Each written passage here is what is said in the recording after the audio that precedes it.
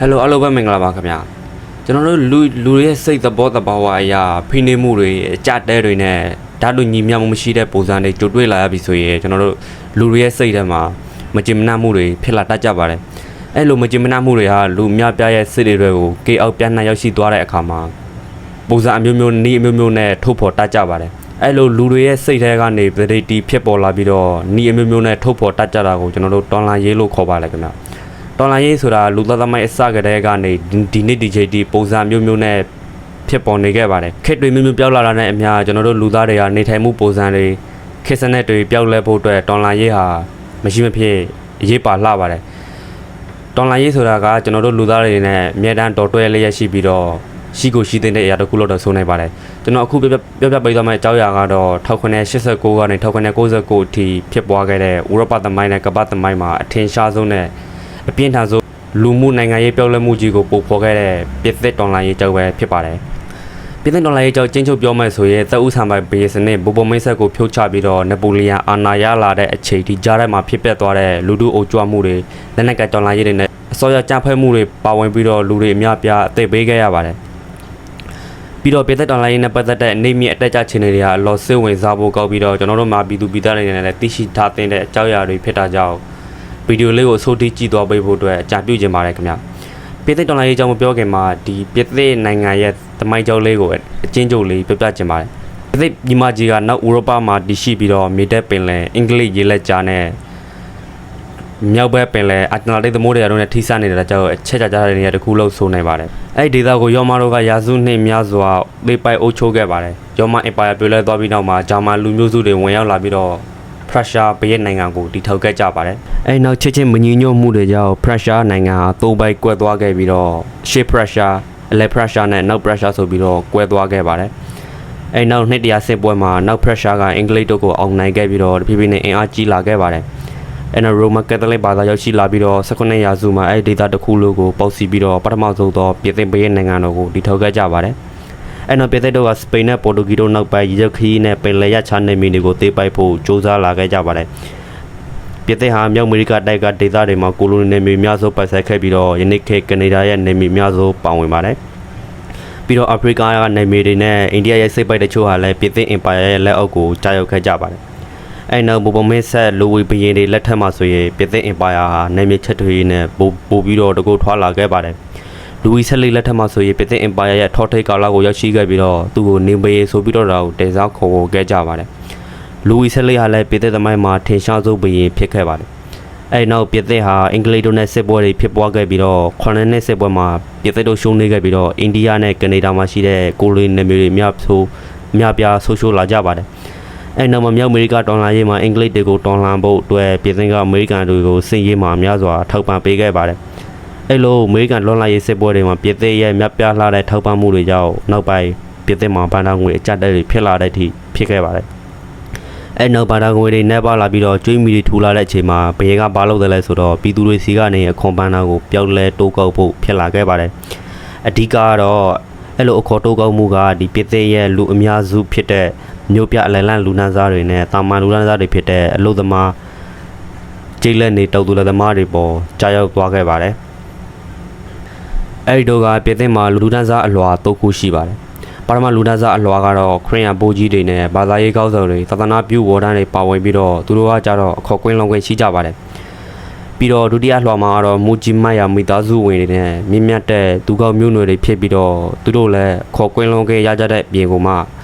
သူ့အောက်မှာရှိတဲ့လူဒန်းစားအလွှာတွေမှာခေါ်တောက်ကန်ခွင့်တော်ရကြပါတယ်။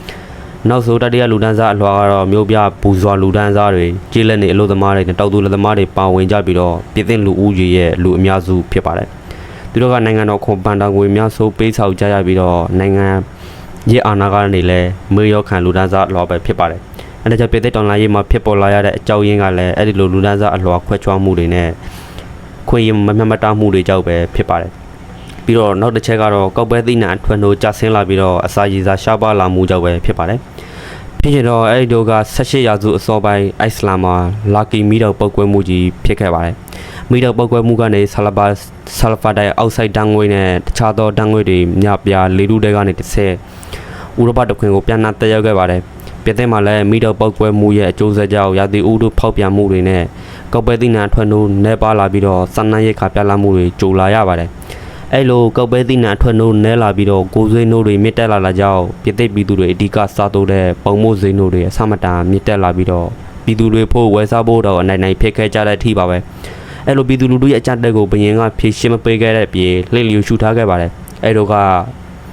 လူဘယင်16လက်ထက်ဖြစ်ပါတယ်ဘယင်လူ16ရဲ့မိဖုရားကမာရီအန်တိုနီဖြစ်ပါတယ်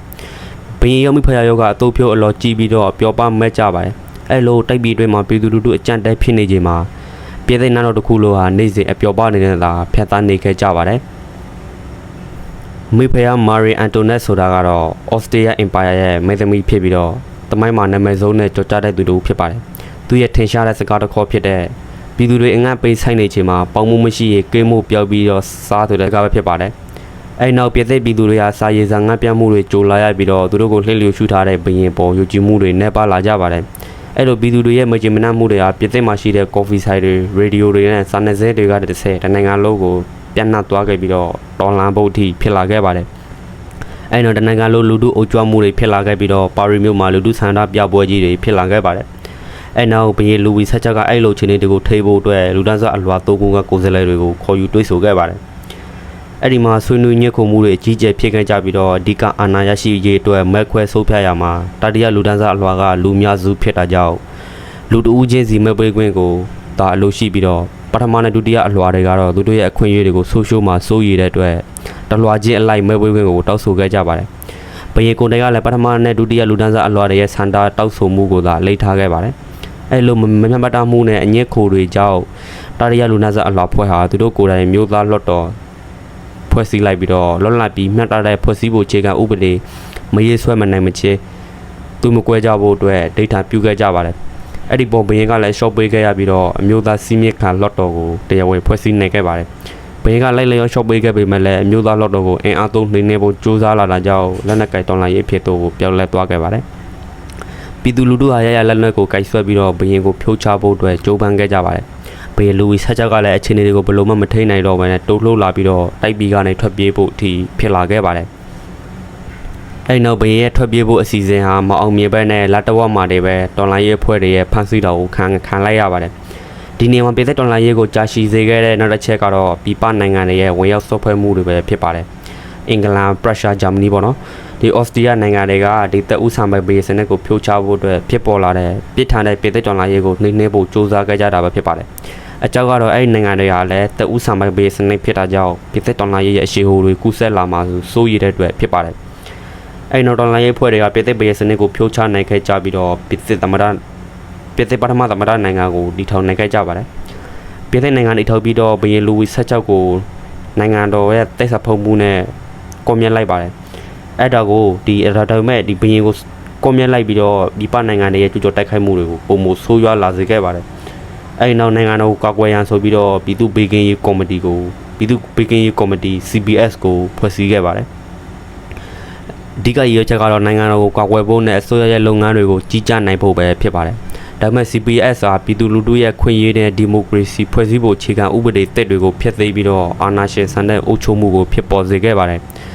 ်ပြီးတော့သူတို့ကမထောက်ခံသူတွေနဲ့တိုက်ခံတွေကိုဖမ်းဆီးကွန်မြက်လာခဲ့ကြပြီးတော့ကြားဖွဲ့မှုတွေဖြစ်လာခဲ့ပါတယ် Robert Spear ဦးဆောင်တဲ့ CPS ကော်မတီကသူတို့ရဲ့နိုင်ငံရေးပြိုင်ပွဲအများပြားကို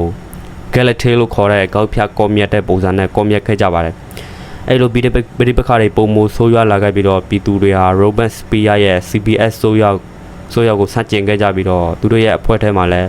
Robert Spear ကိုစတင်တဲ့သူတွေအများပြားပေါ်ပေါက်လာခဲ့ပါတယ်နောက်ဆုံးမှာ Robert Spear ကိုဖြိုးချလိုက်ခဲ့ကြပြီးတော့ကြားဖွဲ့မှုတွေကိုစိုးသားစေခဲ့ပါတယ်အဲ့ဒီနိုင်ငံရဲ့အာဏာကိုလူတဦးတည်းကလည်းချုပ်ကိုက်ထားတဲ့စနစ်မှုတော့ပဲနဲ့အမှုဆောင်ရရှိ9ဦးကအုပ်ချုပ်တဲ့ territory ဆိုးရောက်ကိုဖွဲ့စည်းခဲ့ပါတယ်ဒါပေမဲ့အဲ့ဒါကလည်းပြည်တွင်းရေးရှုပ်ထွေးတွေနဲ့ပြဿနာတွေကိုဖြေရှင်းပေးနိုင်စွာမရှိကြပြန်ပါဘူးအဲ့ဒီအချိန်မှာပေါ်လာတော့စစ်ဗိုလ်ချုပ်နပိုလီယံပဲဖြစ်ပါတယ်နပိုလီယံကစင်းအောင်မြင်မှုတွေနဲ့ပြည်သူလူထုထောက်ခံမှုတွေဖြည်းဖြည်းနဲ့ရရှိလာခဲ့ပါတယ်နပိုလီယံပါရီမြို့ကိုရောက်လာတဲ့အချိန်မှာလူထုထောက်ခံမှုတွေနဲ့နိုင်ငံရေးသမားတွေရဲ့ထောက်ခံမှုအများပြားရရှိခဲ့ပါတယ်အဲ့ဒီခွင့်ရေးကိုအသုံးချပြီးတော့နပိုလီယံအာဏာသိမ်းဖို့ထိဖြစ်လာခဲ့ပါတယ် territory ဆိုးရောက်ကိုဖြိုးချပြီးတော့နပိုလီယံပထမကောက်စစ်ဝယ်ဖြစ်လာခဲ့ပါတယ် အဲ့နောက်ကောက်စစ်ဘော်စနစ်ကိုထူထောင်ပြီးနောက်မှာပဲပြည်သက်တော်လှန်ရေးဟာလည်းအဆုတ်သက်သွားခဲ့ပါတယ်ပြည်သက်တော်လှန်ရေးဟာ1989ကနေ1999ထိ10နှစ်တာကြာမြင့်ခဲ့ပြီးတော့တော်လှန်ရေးပြီးဆုံးချိန်နောက်ဆုံးနပိုလီယံအာဏာရလာတဲ့အချိန်ထိအာဏာရှင်စနစ်ဖြစ်တာအဆုတ်သက်သွားခဲ့ပါတယ်ပြည်သက်တော်လှန်ရေးကဒီဘေးစနစ်ကိုဖြိုးချပြီးတော့လော်လက်ခွဲဓာတ်တူညီမျှမှုနဲ့မြို့သားထုတ်ချအာဏာစတဲ့ခေတ်သစ်နိုင်ငံရေးတန်ဖိုးတွေကိုလိထားခဲ့ပေမဲ့လည်းတိုက်ပြည်မတည်ငြိမ်မှုတွေပြည်ပဆွဲဖွဲ့မှုတွေနဲ့ပြည်တွင်းအာဏာလုပွဲတွေကြောင့်အဆုတ်သက်မှာအာဏာရှင်စနစ်စီကိုသာဥတီသွားခဲ့ပါတယ်ဗီဒီယိုလေးကတော့ဒီလောက်ပါပဲခင်ဗျအဆုတ်ထိခြေပေးကြည့်ပေးခဲ့တဲ့ကြတဲ့ကျေးဇူးတင်ပါတယ်နောက်ထပ်ပိုကောက်တဲ့ဗီဒီယိုတစ်ပုဒ်နဲ့ပြန်လည်ဆုံတွေ့ကြတော့ပါအားလုံးပဲနေကောကြမှာကြပါစေခင်ဗျ